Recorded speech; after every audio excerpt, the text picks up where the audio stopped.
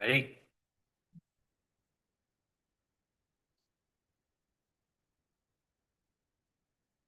The Wednesday, November 19th, 2025 meeting of the Zoning Board of Appeals is now called to order. Roll call. Demerith, Here. Dressman, Here. Howell, Orlick, Here. Novellis, Here. and McGuire. Here. We have a quorum. The first, let the record reflect we have a quorum. The first item on our agenda is the approval of the agenda. Does anyone have any changes they would like to make to the agenda? I do. On the roll call, you have me listed as twice. I think one of me is enough. Sorry. You didn't bring your double? No. Means you get two. You know, we are trying to recruit board members all the time. So thank you. I don't think that passed muster. Okay. One of you is AI. Okay, with that change, do I have a motion to approve?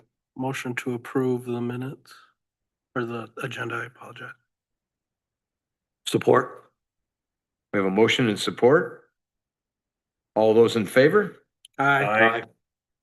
Those opposed? Motion passes. Item 3 is the approval of the minutes from our October 22nd, 2025 meeting. Are there any changes? One change on roll call on that. Oh, I'm looking, I'm my mistake, sorry. No changes? Nope, no change. Seeing none, do I have a motion to approve? Motion to approve.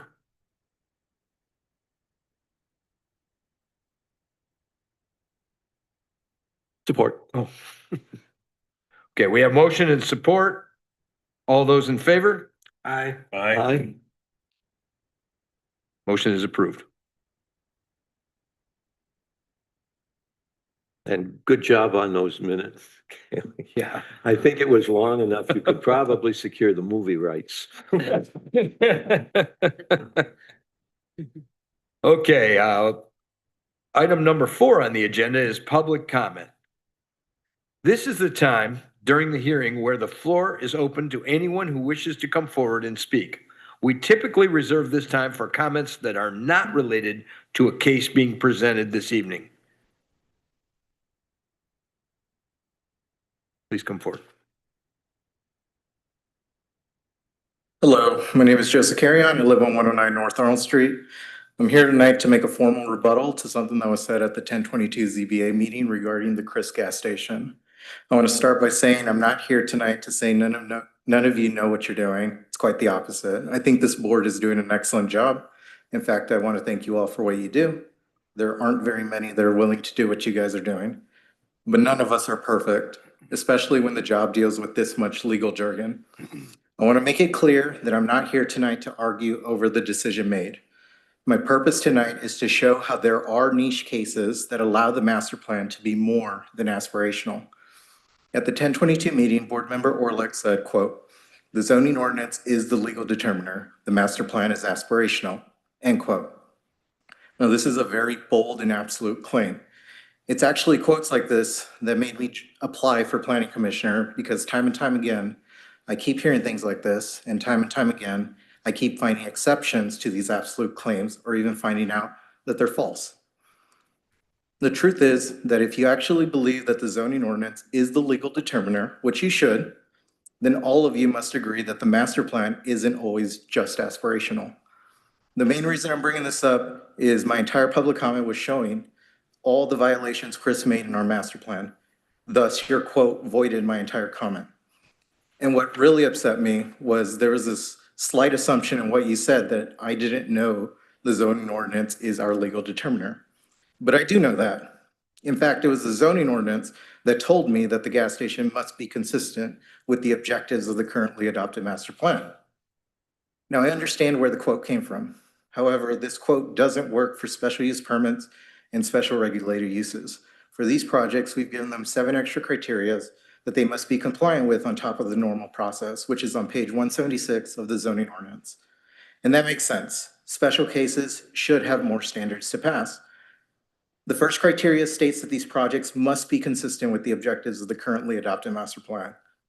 It also says on page 178 that the Planning Commission has full authority to impose additional requirements to ensure compatibility with the master plan, which apply to review criteria 2 and 3.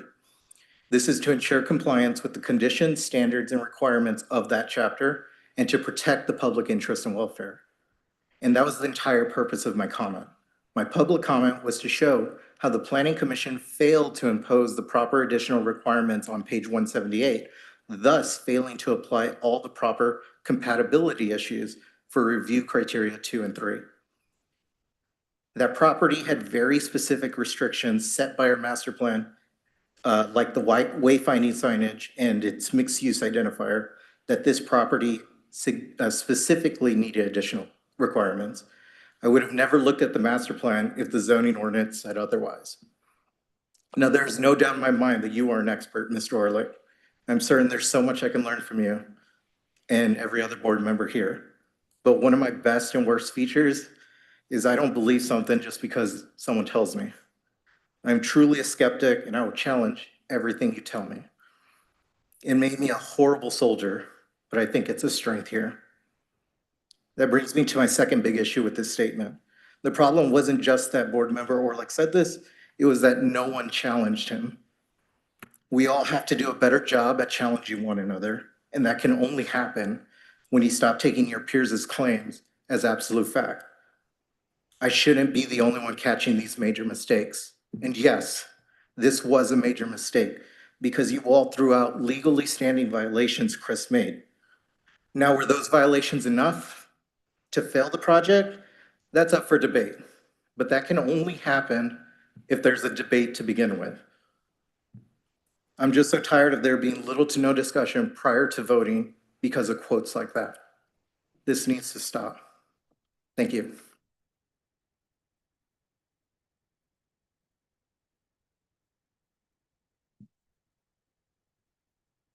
Seeing no one else that wants to comment, we'll close the public comment portion of the meeting.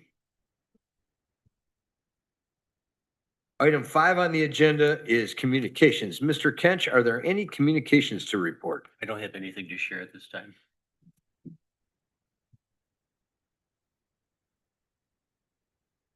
We have no cases to be presented to the board this evening, so we'll move into the review of the 2026 calendar.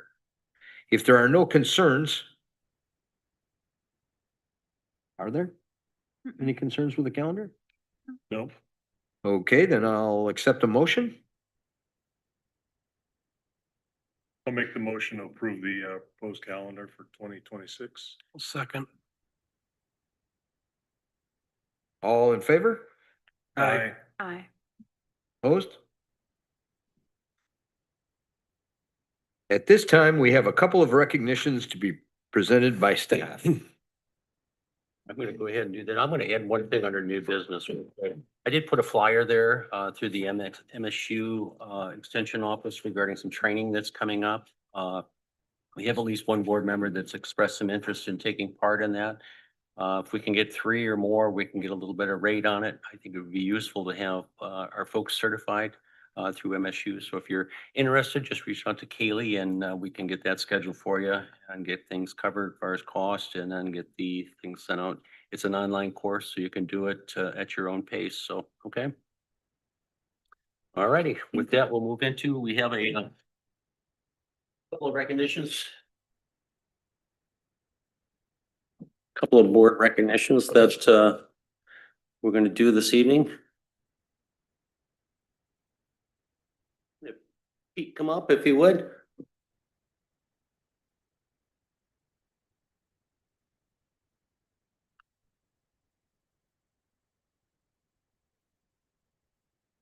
Present that to you.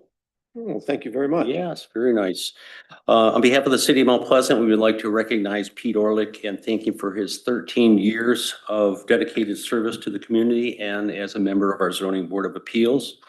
During his tenure, Pete has served with distinction as both the chair and the vice chair, providing invaluable leadership, thoughtful guidance on matters that have shaped our community.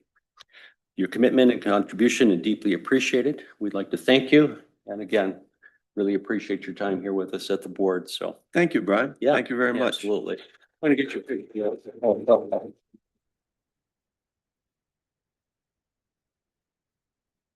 Get it?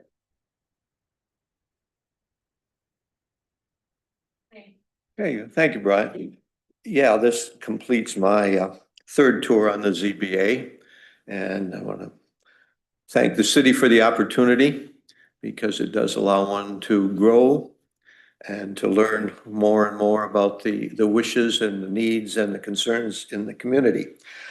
And I've, along the way, had the privilege of serving with many fine board members and some very good, very well-oriented staff members, and certainly Mr. Kench is a key one of those.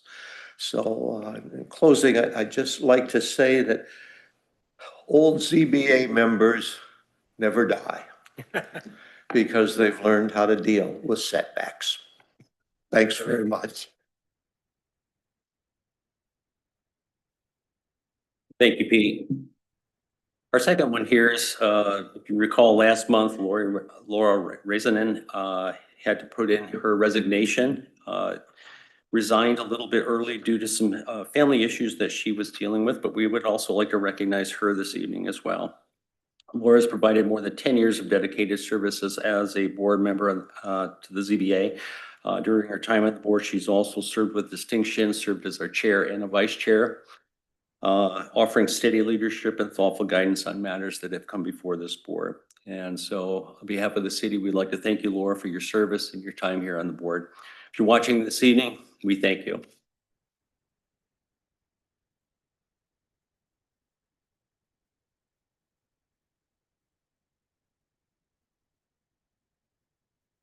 Does it? That's it. Okay. I'll entertain a motion to adjourn. Gonna move to adjourn. Second? All in favor? Aye. Adjourned. Thank you. Peter, Alicia?